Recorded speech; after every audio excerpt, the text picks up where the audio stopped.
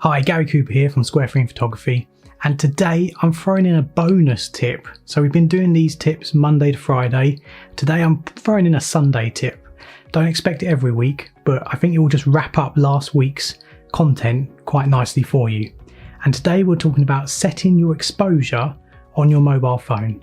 And by doing that, you will 100% be able to take better mobile photos because you're in control of how much light's coming in. So let's have a look at how we can create better photos using your mobile phone by controlling the exposure on your mobile camera. Let's have a look how it goes.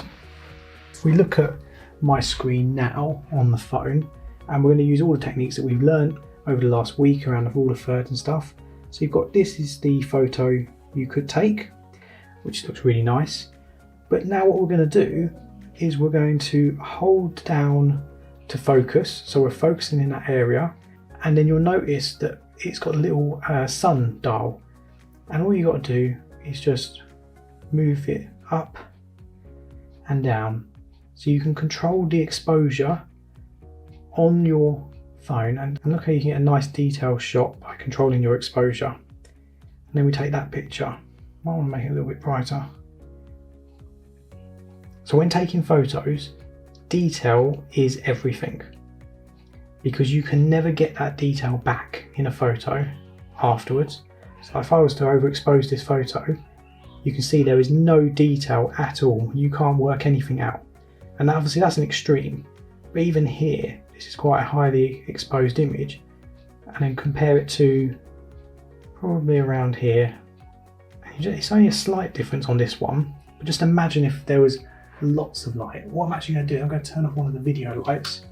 I'm actually going to try, because I actually think there's a really good photo here, because you get the nice reflections. So here you go, this is when you're more likely to have taken this photo.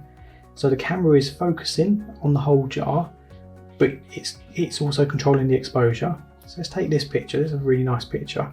You've got, see how the hearts are shadowed out on the wall and down on the table. Now let's hold down, focus on where you want the focus to be. That's now locked in, and then you can control the brightness, the exposure. Just look at that image, getting the nice reflection on the table, detail in that shot. We zoom in, look at how much detail we've got there, compared to if we allow it to do it on its own, you've just lost all that colour. It's just a blank image, where that one's got a lot more power and detail behind it. So there you go. I think that example worked out even better than what I thought it could have done. By setting the exposure on your phone, you was able to get a lot more detail in terms of what was happening with the candle. You could see the shadows that were being cast, which then made that photo stand out even more. Just remember, from a photography point of view, if you have an overexposed image, it's got less detail in it. An underexposed image has more detail. And if you use editing software, you can always re-expose an underexposed image, but you can't bring back the detail if you've got an overexposed image and you're trying to then save that. So just bear that in mind. Always better to be a bit underexposed than to be overexposed when taking a photo. So that's Gary Cooper from Square Frame Photography, helping you to take better photos with your mobile phone so you can continue to create content for your business with the use of your mobile phone. Have a great week, and I will see you tomorrow.